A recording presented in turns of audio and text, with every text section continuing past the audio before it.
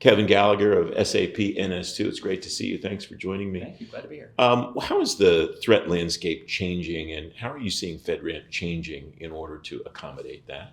Yeah, I'm taking a look at it from a different perspective, and that's how does technology change in order to support FedRAMP? I think that's an important view, is that the private sector needs to meet the needs of the public sector. Our security team works very closely with our FedRAMP partners to ensure that we're complying with their controls.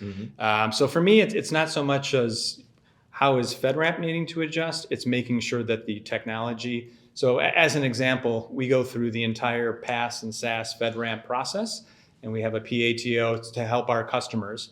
Our customers benefit by getting the cloud solutions that they need to run their missions more successfully, but also it helps streamline the FedRAMP process because we're taking on responsibility for more of the controls, which makes it easier on the agencies. Streamlining that process seems to be one of the big themes here, but what is striking to me is that the government organizations are talking about it, I think, as much as the companies are. It's obvious why the companies want to see that happen. What's the benefit potentially to the agencies for that streamlining process? What are they getting out of it that's causing them to talk about it as much as they are now? Yeah, I mean, I think it's just simplifying the processing, allowing them to get that technology, that innovation to them faster.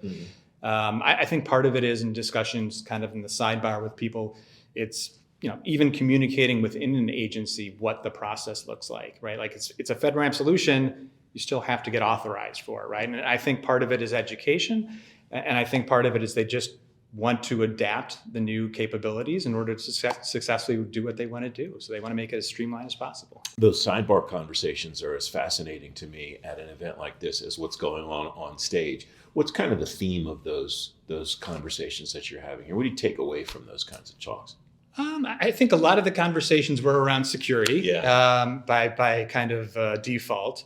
I think it's that people want to work together and figure this out. I mean, I think some of the speakers and some of the folks on stage and just talking on the side, it's not a you problem, it's not a me problem, it's an us problem. And I think that's maybe the biggest thing I take away is it's really a partnership between the public sector and the private sector, between the FedRAMP representatives and all those parties involved to make sure that we're safe as a nation. You've talked about what you see your side of that equation being. What's helpful for the government agencies to bring to the table when they get into a working relationship with you?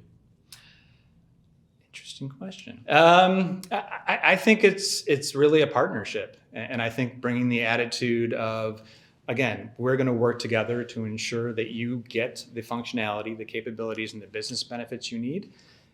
We just need to work together in order to get that. And there are some complicated scenarios that need to be worked through, as with any technology, and especially with a very tight compliance wrapper around it. So I think it's just a partnership and working together. It's great to see you, Kevin. Thanks for your time. Thanks today. so much.